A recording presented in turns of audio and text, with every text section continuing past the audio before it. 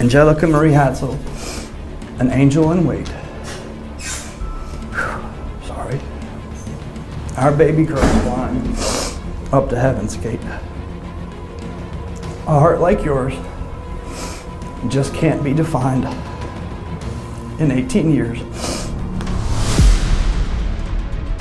In a quiet town, a young girl's sudden disappearance shattered the peace, leaving behind a cryptic note and unsettling text messages. As her family struggled with the eerie silence, suspicions grew that someone close to her might be involved. This wasn't just a simple runaway case. Something far more sinister had occurred. As the investigation deepened, unsettling clues began to point to those she trusted most. A debit card found by a former lover, a jacket hidden in plain sight. Each revelation exposed a web of secrets and lies. What really happened to her? And who among her circle could be capable of such betrayal? This is the story of AJ Hadsell.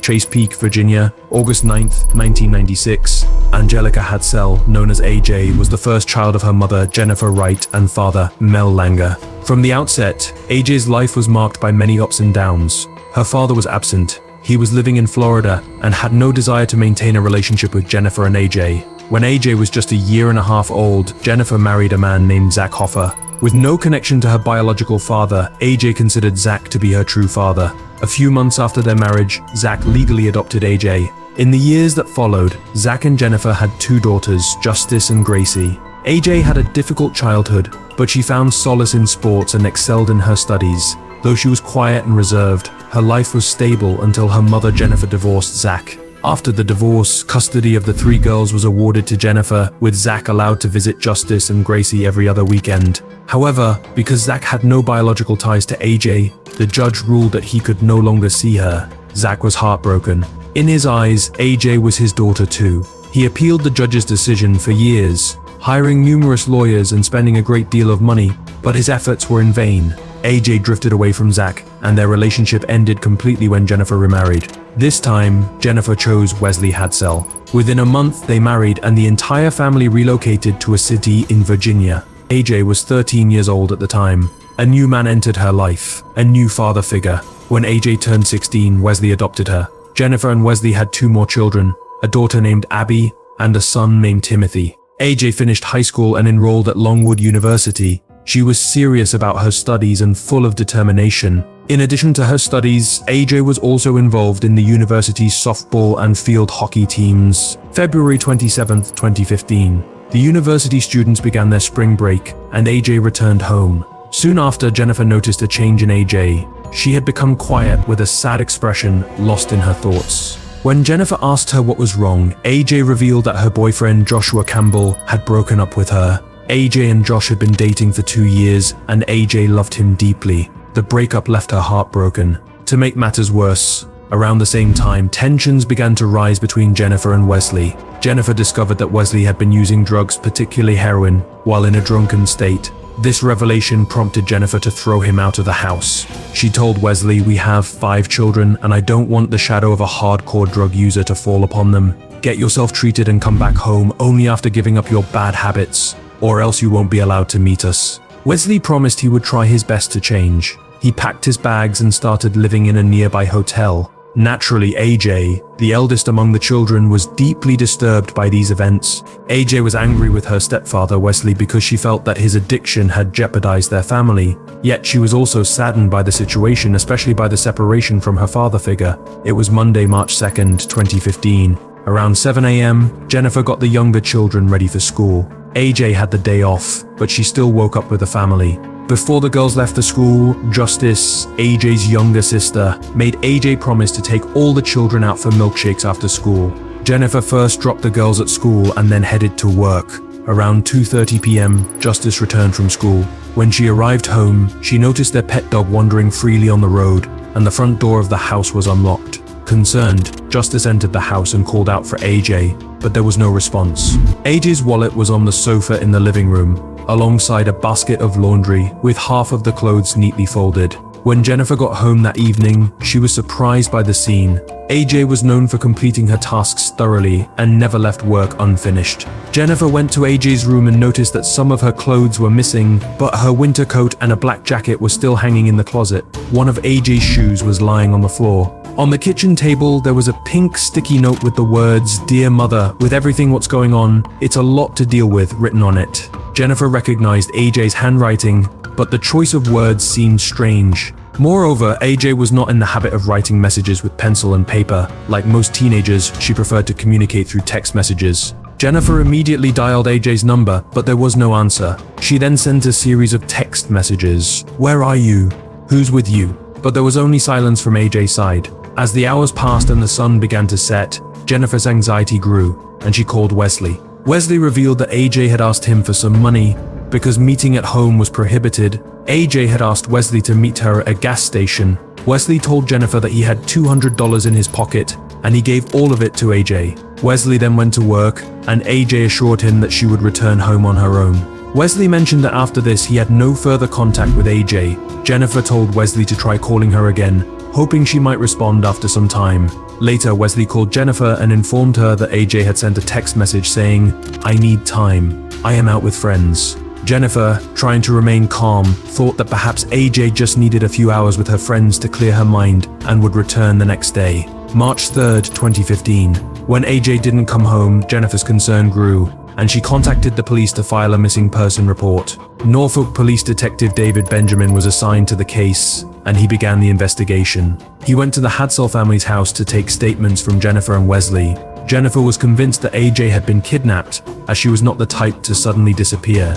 She never indulged in alcohol, cigarettes, or drugs, and was always responsible. Wesley told the detectives that when AJ came to the gas station to get the money, she was wearing her university softball team's blue jacket with her name embroidered on it, AJ Hadsell. Wesley asked AJ why she needed the money, but she refused to say. Detective Benjamin wondered if AJ had run away due to the overwhelming stress in her life. The breakup with her boyfriend, the conflict between her parents, and the pressure from her sports teams. Sometimes, young people under significant mental stress become emotional and act impulsively. In the following days, missing person posters of AJ were put up everywhere. Search parties, including relatives and friends, scoured the nearby forests, parks, and ponds, but there was no sign of her. The police also brought in AJ's ex-boyfriend Josh for questioning. He had a solid alibi, and after investigating him further, the police concluded that he had nothing to do with AJ's disappearance. Then, 9 days after AJ's disappearance, a new suspect came to the attention of the detectives.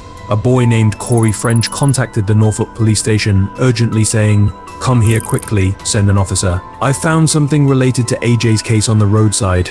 Corey French had known AJ since childhood, and he had been her boyfriend during junior high school. It was well known that Corey was still infatuated with AJ, even after their relationship was ended years ago. On the day he called the police, Corey showed the detective the path he walked every day on his way to work. He pointed to a spot where he had noticed a piece of white plastic shining in the sun. When he bent down and picked it up, he realized it was a debit card with AJ's name on it. The police searched the area thoroughly, but no other pieces of the debit card were found. The fact that Corey, one of AJ's ex-boyfriends, had found her debit card among the city's hundreds of thousands of residents struck the detectives as more than just a coincidence. Wesley, AJ's stepfather, had previously mentioned that Corey was obsessively in love with AJ and had been persistently asking her to meet him. My daughter didn't have enemies, but let's say she had someone who liked her, loved her, obsessed about her. This prompted the detectives to bring Corey in for questioning. During the interrogation, Corey admitted, "I loved AJ, but we're just friends now."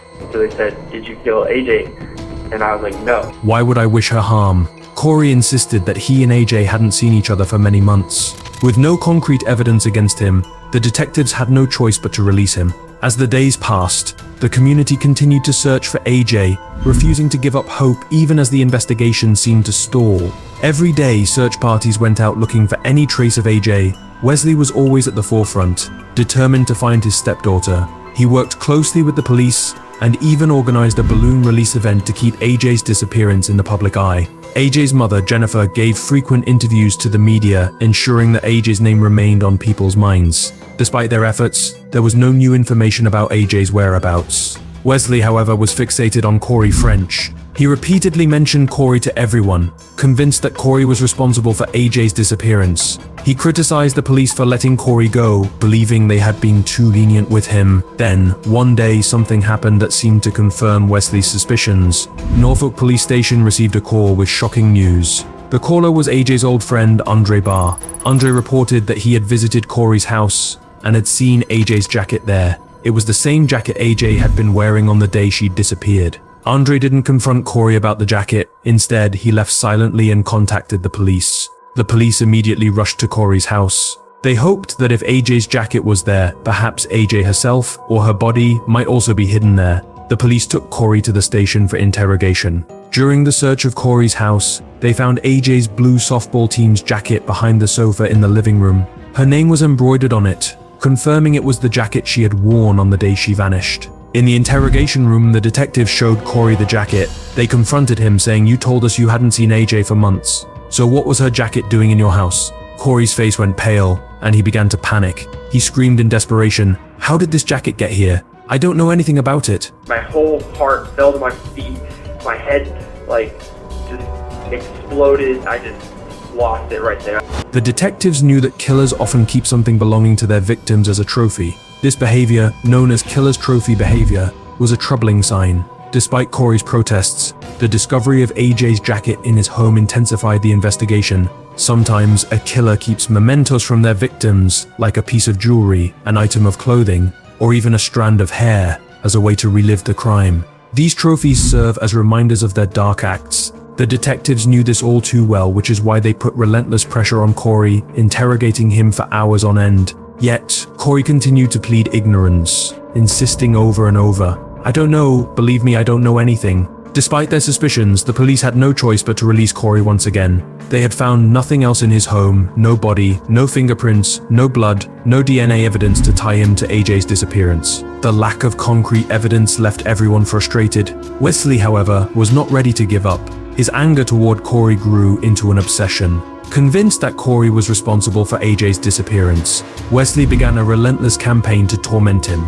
He stood outside Corey's house day and night, using a bullhorn to shout "Murderer, murderer." Wesley even went as far as to have a pizza delivered to Corey's house, writing on the box with a black marker, "I know what you did." In Wesley's mind, there was only one person to blame: Corey French. March 20th, 2015. 18 days after AJ had disappeared, Andre Barr contacted the police once more. He had been out with friends when he noticed some clothes scattered on the side of the road. As he got closer, he recognized them as possibly belonging to AJ. When the detectives arrived at the scene, they discovered a softball t-shirt, a bra, and a black jacket, all of which were confirmed to be AJ's. This discovery reignited the investigation. The clothes found by the roadside were significant. They suggested that AJ had met with foul play. The detectives now had tangible evidence that could potentially lead them to the truth. The question remained, was Corey French involved, or was there someone else out there who knew what had happened to AJ? The discovery of AJ's clothes, along with a shoe found nearby, suggested they had been discarded recently.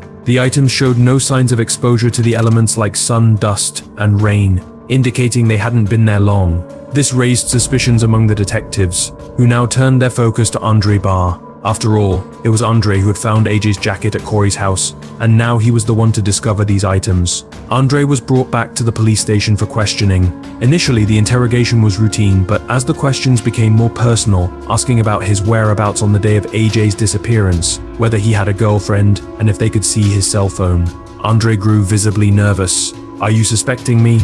he asked. His voice was shaking. "I swear I didn't do anything to AJ." The detectives pressed further, pointing out how strange it was that Andre had been the one to find both AJ's jacket and her other belongings. At this, Andre's composure broke. He bowed his head and confessed, "I'll tell you the truth, but you have to promise I won't be blamed." What Andre revealed left the detectives stunned. He admitted that he hadn't seen the jacket in Corey French's house initially. "Wesley called me," Andre said. "He told me he had secretly entered Corey's house through a window because he suspected him and wanted to search for AJ. Wesley found the jacket but couldn't report it to the police himself because he knew he could get in trouble for breaking and entering. He asked me to go to Corey's house on some pretext, and if the jacket was still there, to inform the police. So that's what I did. Andre also confessed that the tip about the clothes found on the roadside had come from Wesley as well. Wesley said someone called him about it, but he was busy, so he asked me to check it out. Detective Benjamin was now deeply suspicious of Wesley's motives. Why was Wesley involving himself in this way, lying and manipulating others to cover his tracks? The detective began to look into Wesley Hadsell's background more thoroughly and uncovered a disturbing history. Wesley had a long criminal record from his youth, including robbery, breaking and entering, and even being caught robbing a bank. He had been arrested multiple times for shoplifting and other crimes. As the detectives discussed Wesley among themselves, something important came to light. Wesley had been unusually eager to involve himself in the investigation. He was always at the forefront of search efforts, constantly asking officers for updates and listening intently to their conversations. He even interfered with the investigation, acting as if he were a detective himself. Wesley's behavior was not just suspicious, it was alarming. The detectives began to wonder if Wesley's obsessive involvement in the case was more than just concern for AJ. Could he have been trying to control the investigation to cover up his own involvement in her disappearance? My daughter was an awesome person. She helped people, she excelled, she inspired, she loved people. The case was taking a darker turn, and the detectives knew they had to tread carefully as they pursued this new line of inquiry. The detectives arrested Wesley for breaking and entering Corey's house, a charge that seemed to be just the tip of the iceberg in their investigation. With Wesley now in custody, the detectives needed to reassess the case from the ground up, scrutinizing every detail Wesley had provided to determine its truthfulness. Wesley had claimed that he met AJ at a gas station on the afternoon of March 2nd and gave her $200. To verify this claim, the detectives reviewed the CCTV footage from the gas station for that day. The footage was clear, neither Wesley nor AJ appeared on the video. This revelation proved Wesley had lied about his interaction with AJ. The detectives then turned their attention to Wesley's hotel room. Forensic specialists discovered a 9mm handgun and bullets hidden in the AC vent on the roof, along with a bag of heroin.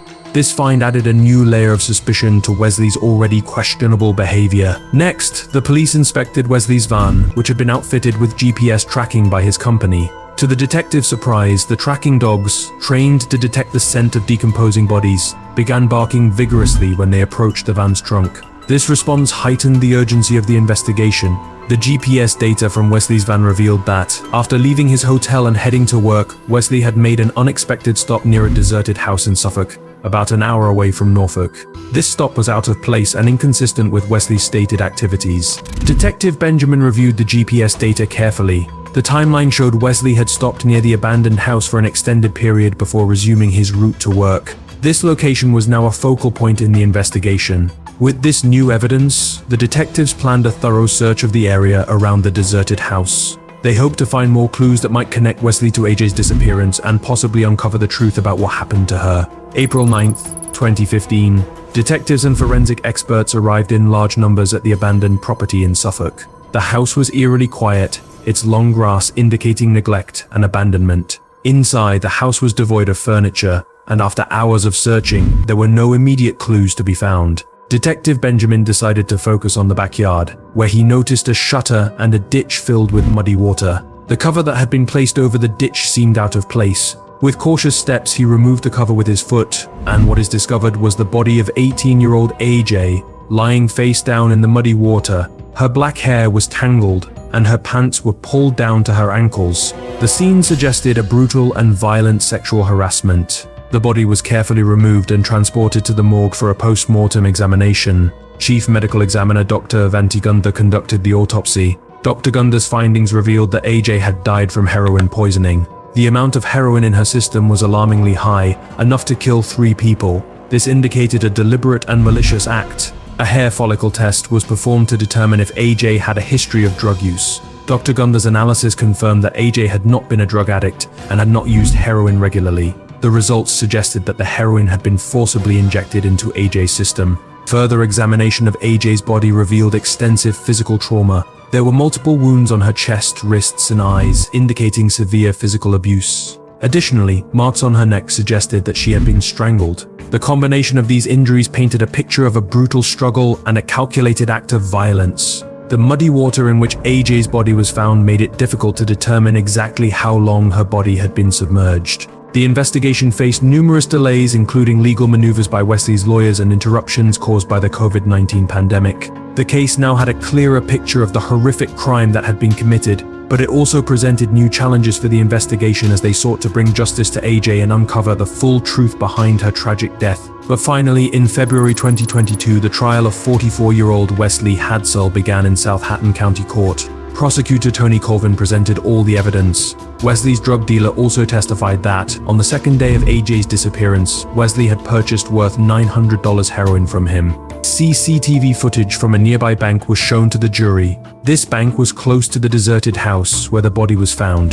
In the video, Wesley was seen withdrawing money from the bank, then going to a nearby shop and making purchases. Prosecutors believed that Wesley had developed feelings for his stepdaughter AJ, who had recently gone through a breakup and was kicked out of the house by her mother, Jennifer. Wesley thought, "We are both single, when will we get a better chance?" He went to AJ's house to talk. What transpired between them can only be known by AJ or Wesley, but it is likely that AJ became angry, disturbed, and threatened to complain to her mother. In response, Wesley kidnapped AJ. After abducting her, he made AJ write a letter to Jennifer and then raped her. The following day, he forcibly injected AJ with heroin, killed her, and disposed of her body behind a deserted house. In the days that followed, he pretended to be a concerned and caring father, trying to divert police suspicions solely onto the Corey French. I have done nothing wrong, Marissa. I didn't hurt my daughter. I didn't have ammunition. I'm not running around toting guns. Wesley's defense lawyer claimed that AJ was deeply depressed over her breakup, and that she had asked Wesley to meet her.